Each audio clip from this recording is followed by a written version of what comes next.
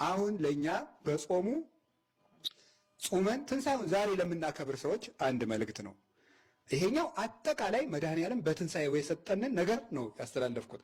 ሁለተኛው ደግሞ ጾመን ያገኘነው ዋጋ ምንድን ነው እንደው በአብይ ጾም የሚለውን የአንድ አባት ነገር ላስተላልፍላችሁ። ማለት ጾመን አሁን ትልቅ ነገር አግኝተናል። እሱን እንደው ብዙ ጊዜ ስለማናስበው እንድናስበው ስለፈለግኩ ነው። ዛሬ በጾማችን ትልቅ ነገር ነው ያገኘው። ምን መሰላችሁ? ያ ትልቅ ነገር የክርስቶስ ዘመዶቹ ነናል። ዛሬ እኮ ነው የሆነው።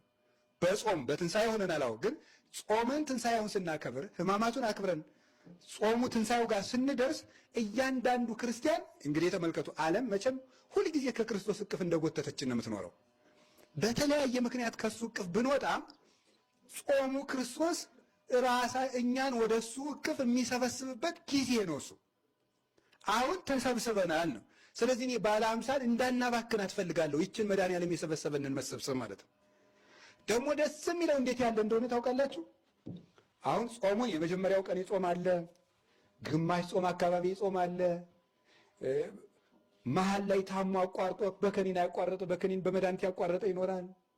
እንዲሁ ዝም ብሎ ሳይጾም ደግሞ ኑሮ ድንገት አንድ ሰባኪ ሲሰብክ ሰብቶት ሳምንት ሲቀረው ይጾምም ይኖራል። እንዲሁ ሲበላ አከርቦ ደግሞ ዓርብን ብቻ ይጾምም ይኖራል። የስቅለት አዲያ ለነዚህ ሁሉ ምን አይነት ተስፋ እንዳለን አንድ የቤተ ክርስቲያን አባት የተናገረውን ልንገራችሁ። ቅዱስ ዮሐንስ አፈወርቅ የቤተ ክርስቲያናችን ሽልማት፣ እሱ የፋሲካ በዓልን አስመልክቶ ባስተላልፈው መልእክቱ ከሌላ ቋንቋ ስለተረጎምኩት የትርጉም ስህተት ቢኖርብኝ እኔ ተጠያቂ እና ይቅርታ ብላችሁ እንድትሰሙኝ ነው። እግዚአብሔርን የሚወድ አገልጋይ ዛሬ በዚህ ብሩህ መልካም ቀን ደስ ይበለው። ትጉህና በጎ አገልጋይ ማን ነው? እንግዲያውስ ፈጽሞ ደስ ይበለው፣ ወደ ጌታው ደስታም ይግባ። በጾም የደከሙ አሉን? እንግዲያውስ ዋጋቸውን ይቀበሉ። በነግህ ጀምሮ ያገለገለ የሚገባውን ዋጋ ይቀበላል። ከሦስተኛው ሰዓት በኋላ የመጣ ካለም በፍጹም ደስታ በምስጋና በበዓሉ አንድ ሆኖ ይሳተፍ። ጥቂት ዘግይቶ የሚመጣው እኮ ነው። ትንሣኤ ይህንን የሚሰጠን ይገርማቸዋል። እንደሚገባ ይጾማል፣ እንደሚገባው ነው። አይኑን አንጽቶ ጆሮውን አንጽቶ አፉን አንጽቶ ይጾማል። አንዱን ከአንዱ እየቀላቀልን የጾምንም አለ። አለ ምን አለ መሰላችሁ? እስከ ሦስተኛው ሰዓት በኋላ የመጣም ካለ በፍጹም ደስታ በምስጋና በበዓሉ አንድ ሆኖ ይሳተፍ። ከስድስተኛው ሰዓት በኋላ የመጣም ያለ ዋጋ አይቀርምና አይጠራጠር። እስከ ዘጠነኛው ሰዓት ድረስ የዘገየ ቢኖርም ይምጣ። ዛሬ ክርስቶስ ትንሣኤ ነው ይህን የሰጠን። በአስራ አንደኛው ሰዓት የደረሰን በመዘግየቱ አይፍራ። ጌታ ቸር ነውና ፊተኛውንም ኋለኛውንም አንድ አድርጎ ይቀበላል። የመጨረሻውን እንደ መጀመሪያው አድርጎ ይቀበለዋል። አይገርማችሁም? እስኪ በሉ የመጨረሻውን እንደ መጀመሪያው አድርጎ ይቀበለዋል። ይሄ በትንሣኤ ሁላችን ያገኘ ነው። ከዚህ በኋላ ቢያንስ ይችን መድኃኔዓለም እንዳትበላሽብን ይጠብቅልን።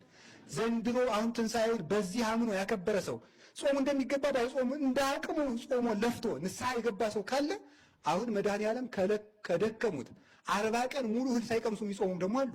በሳምንት የሚያከፍሉም አሉ። ሶስት ቀን እየቆዩ የሚበሉም አሉ። እንደዚህ ያደረገም ቢሆን እኩል ደስ ይበለው። ሁላችንም ወደ ጌታ ደስታ እንግባ።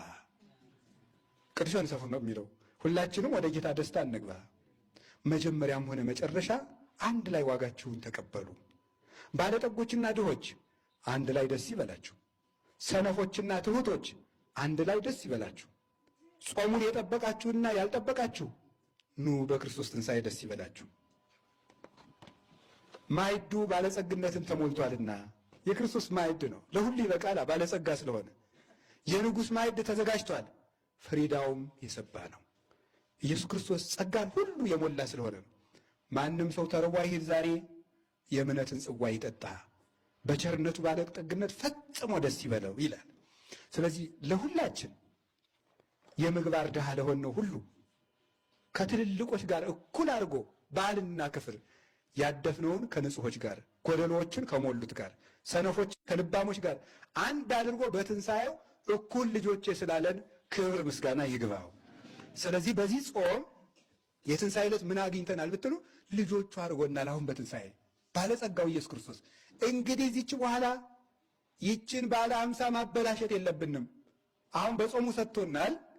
ከዚህ በኋላ ይችን በዓል እንዳትበላሽብን መጠንቀቅ ይገባናል። ዛሬ ያገኘ ነው ይሄ ነው። ምን አግኝቻለሁ ብትሉ አሁን እንደው የዘንድሮ ጾም ምንድነው ያደረግልኝ ብትሉኝ ምንም ስራ ሳይኖረኝ ክርስቶስ ልጁ አድርጎኛል። እስኪ በሉ ሁላችሁ በሉ። ክርስቶስ ምን አድርጎናል? ልጁ አድርጎናል። በንስሐ ጠርቶናል ማለት ነው። በደሙ አንጽቶ ቀድሶ በንስሐ ጠርቶ ክርስቶስ ልጆቹ አድርጎናል። ይሄ ማለት እንደዚህ ስላችሁ ለሚቀጥለው ዓመት እንግዲህ ታዲያ ሲጾም የከረመም እና እኔ በመጨረሻው አካባቢ ሰው የመጣም ደግሞ አንድ አይነት ዋጋ የሚቀበል ከሆነች ማጠሩ ስልት ናት ደግሞ እንዳትሉ። እግዚአብሔር አውቆ የሚያጠፋን ሰው ከባድ ስለሚያደርገው እያቃተው የሚወድቅና እያቀደ የሚወድቅ የተለያዩ ናቸው። ስለዚህ እግዚአብሔር ቤተሰቦች ዛሬ ድሃና ምስኪን ቢኖር አይዘን፣ ለዓለሙ ሁሉ የሚበቃ መንግስት ተገልጧልና። የወደቀ ቢኖር እንግዲህ አይዘን፣ ክርስቶስ ለይቅርታ ተነስቷልና። ማንም ሰው ሞትን አይፍራ፣ የጌታችን ሞት ነፃ አውጥቶታልና፣ በትዕግስቱ ሞትን በሞቱ አጥፍቶታልና ይላል ቅዱስ ዮሐንስ አፈወርቅ። ስለዚህ የወደቀ ቢኖር ምን አይበልና ያለ አይፍራ። ክርስቶስ ለምን ተነስቷል የሚለው ለይቅርታ ተነስቷል።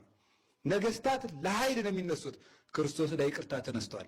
ይቅር ሊለን ስለተነሳ ይሄን 50 ቀን በይቅርታው የትንሣኤ ዕለት የሰጠንን ጸጋ ከነገ ሰኞ ጀምሮ እንዳናበላሻት ሶስተኛው መልእክት ይችላል። እንዳናበላሻት አሁን በዚህች ሕማማት ሁላችንም እንዳቅማችን ከመድኃኔዓለም ጋር ታርቀናል። እንግዲህ ሰኞ ጀምሮ ደግሞ ይችን የምናበላሽበት ጊዜ ነው። ችግሩ እሱ ነው ማለት ነው። ባለ 50 ቅዱሳን ሐዋርያት ከጌታቸው ጋር የከረሙበት ነው።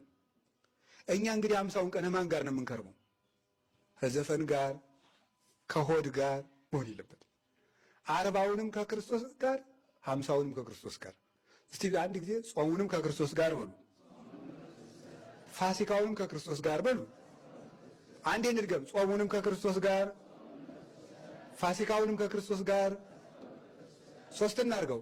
ጾሙንም ከክርስቶስ ጋር፣ ፋሲካውንም ከክርስቶስ ጋር። አዎ ይሄም ባለ 50 ይውላችሁ። ባለ 50 ጌታ ዝም ብሎ እንዲሁ ልጆቼማ እንዲሁ 40 ቀን ለፍተው ጾመው ደግሞ 50 ቀንማ መብላት አለባቸው ብሎ አይደለም ጧት እንድንበላ ያደረገን። እንደሱ አይደለም።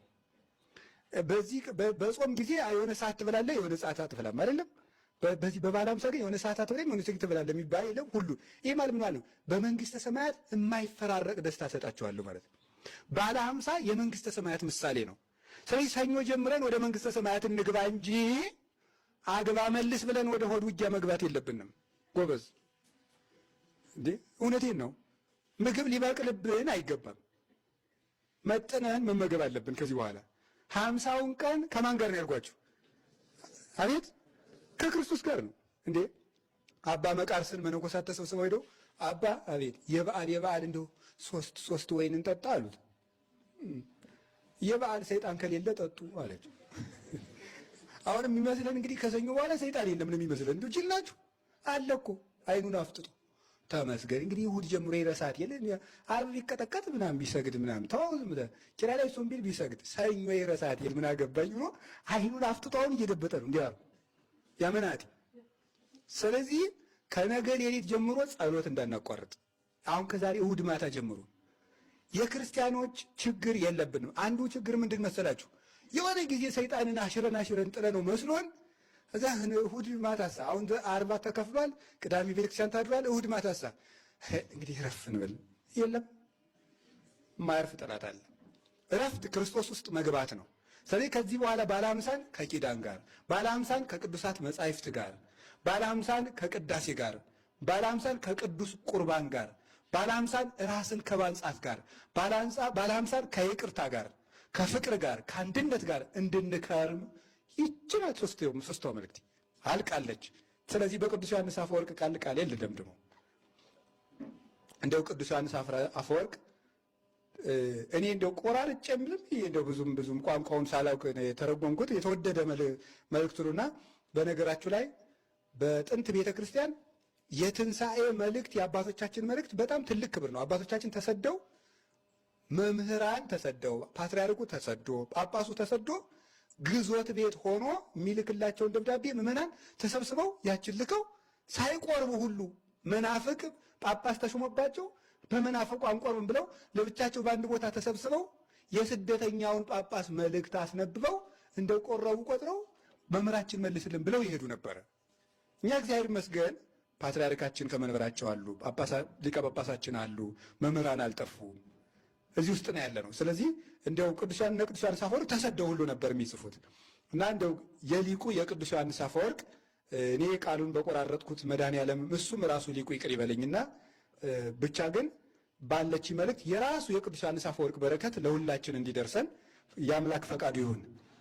እንዲህ ነው የሚለው፣ ክርስቶስ ተነስቷል፣ ሞት ጠፍቷል፣ ክርስቶስ ተነስቷል፣ ክፎች ተጣሉ፣ ክርስቶስ ተነስቷል፣ መላእክት ደስ ይላቸዋል፣ ክርስቶስ ተነስቷል፣ ሕይወት ነፃ ወጥታለች፣ ክርስቶስ ተነስቷል፣ መቃብሩም ከሙታን ባዶ ነው፣ ክርስቶስ ተነስቷል፣ ላንቀላፉት በኩር ሆኖ ተነስቷል። ለእርሱ ክብርና ጌትነት ይገባል ለዘላለሙ አሜን። ክርስቶስ ተንሥአ እሙታን አሰሮ ለሰይጣን ሰላም ኮነ ወስብሐት ለእግዚአብሔር።